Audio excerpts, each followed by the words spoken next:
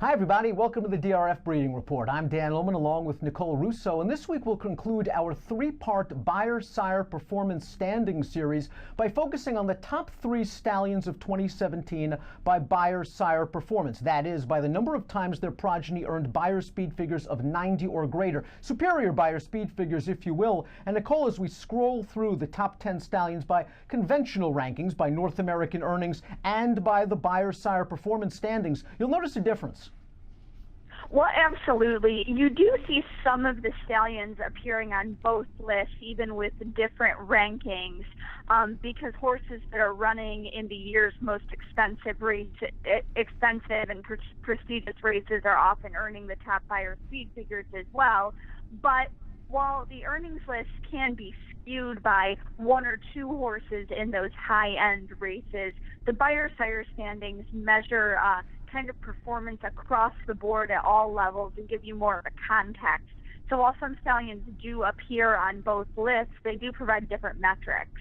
Let's take a look at the King of the Hill from 2017 from a Beyer Sire standpoint, the majestic Warfront. And another thing that's great about these Beyer Sire Performance Standings, and you can find them at drf.com/Beyer Sire, is that they're sortable. You can look by surface, by distance. Warfront's progeny earned Beyer speed figures of 90 or greater in 88 races. Amazingly enough, I believe 87 of those came on the turf. He was also the king of the 2017 Turf Stallion list, standing for $250,000. But to me, Nicole, the most fascinating and impressive statistic, 26% of all Warfront's runners earn Beyer speed figures of 90 or greater. Well, that's the thing, and I think you definitely have to look at those percentages because some farms do take different approaches with their stallions. Claiborne Farm has always been kind of one of those old guard operations that really limits a stallion's book and tries to put supply and demand into play with those foals, especially in the auction ring, as we've seen from some of Warfront's commercial results in recent years. So when you factor in those percentages, it allows you to look at a stallion who maybe doesn't have as many foals out there running as some others, but the numbers are still comparable. And that percentage statistic, I think, is the really telling and really impressive one for Warfront. Another kind of unique factor of the Beyer Sire Performance Standings is they provide a little more context when you're drilling down into the stallion's results because Beyers are assigned to all horses in a race.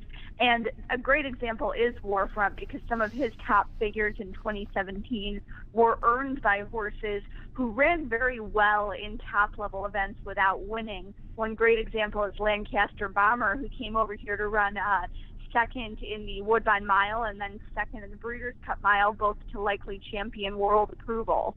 Great segue into Warfront's highest Beyer performer of 2017, Designed for War, an early season turf horse down in South Florida. We're going to take a look at his performance in the Pan American Stakes, where at a big price, 12-1 swinging into the stretch, he gave his connections, he gave his bettors a really big thrill. He just missed at the wire, but he ran big without winning. Warfront, again, not only the leading sire by 2017 Beyer Sire Performance Standings overall in the 90-plus Beyer category, the leader on turf in that category, and interestingly enough, also the leader of fillies and mares. Kitten's Joy, number 2. We're going to take a look at his stallion card right now. You could argue that Kitten's Joy, although also primarily a turf stallion, the majority of his 90-plus Beyer earners came on the turf. This is a really nice bargain at $60,000 as he's at Hillendale right now.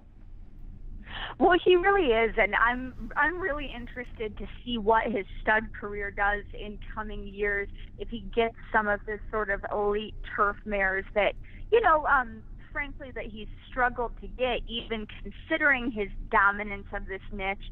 He is taking a drop in stud fee, as you mentioned, to $60,000. He's moving from Ramsey Farm to Hillendale, and both of those outfits will surely support him and continue to support him with their broodmare bands. And few stallions have dominated their niche in the American market as strongly as Kitten's Joy has the turf sires list in recent years. I believe he's led that list every year since 2013, and another great year again in 2017. Again, he primarily by his turf performers like Oscar Performance, but you can't argue with his numbers. all statistics, all stallions taken together, he is obviously right there at the top of this list with the elite stallions in North America. 17 times did Kitten's Joy's progeny earn Beyer speed figures of 100 or greater in 2017. Certainly a bargain at 60, I think, at Hill and Dale. Tappet, number 3. What else can you say about the great champion stallion Tappet? Year in and year out, just excellent. I want to look at Kitten's Joy's top performer real quick before we get back to Tappet. Let's look at Sadler's Joy in the Sword Dancer, and this is what Kitten's Joy can do. He can get a horse at a long distance on the turf. I was talking to my producer, Craig, before this race, and we were watching it, and Craig couldn't figure out how Sadler's Joy got up to win the Sword Dancer. He came from so far back, but when you do drill down into the results, Kitten's Joy occasionally gets a good dirt horse, and they don't have to all run at 12 furlongs. They're surprisingly versatile. Yeah, very, very much so, and I think you see that from a horse like Bobby's Kitten, who is very good when he was cut back, to shorter distances, obviously with that impressive performance in the Breeders' Cup Turf Sprint. Kitten's Joy with a number of quality milers, shorter distance horses out there. I think that is the criticism of some turf horses, is that they're those very long-winded horses that there are a few elite opportunities for in American racing, but he certainly can inject some of that speed into a horse. Sadler's Joy with that strong finish that we just highlighted, another example. Now let's look at Tappet, third in the Beyer Sire Performance list of progeny of 90 Beyer speed figures or more. 79 times that occurred. He also topped the list when you break it down from a dirt route standpoint. A $300,000 stud fee for Tappet at Gainesway. His highest Beyer performer, Cupid. We're going to take a look at Cupid winning the Gold Cup at Santa Anita at the classic distance of 1.25 miles. And Tappet's horses, they get better with age, they get better with distance. But one thing's for sure, when you breed to Tappet, more often than not, you get plenty of class. Well, very much so. And I mean, you want to talk about dirt routes. Tappet was another historic accomplishment in 2017, siring his third Belmont Stakes winner. He's the first stallion to do that since the 1930s.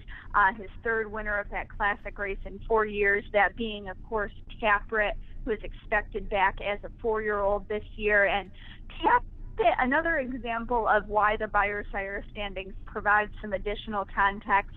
He was dethroned atop the earnings list simply because Unbridled Song and Candy Rise, thanks to Arrogate and Gunrunner, among others, were just insurmountable. But it's not that Tappet had any worse of a year. You look at these Beyer numbers, particularly for those 100-plus races in dirt routes, and I mean, he had another stellar year that you can see clearly here. We urge anyone that's interested in breeding from a handicapping standpoint, if you're interested in breeding your mare to a stallion, to take a look at these Beyer Sire Performance standings. You can see them, drf.com/Beyer Sire. You can check out Nicole on Twitter, all the latest news and notes from a breeding standpoint at DRF Russo, and of course, America's Turf Authority Daily Racing Form. They have their own breeding section on Twitter at DRF Breeding. Next week on the Breeding Report, we'll talk about some interesting 3-year-olds on the road to the Kentucky Derby. You're not going to want to miss that. We'll see you next week.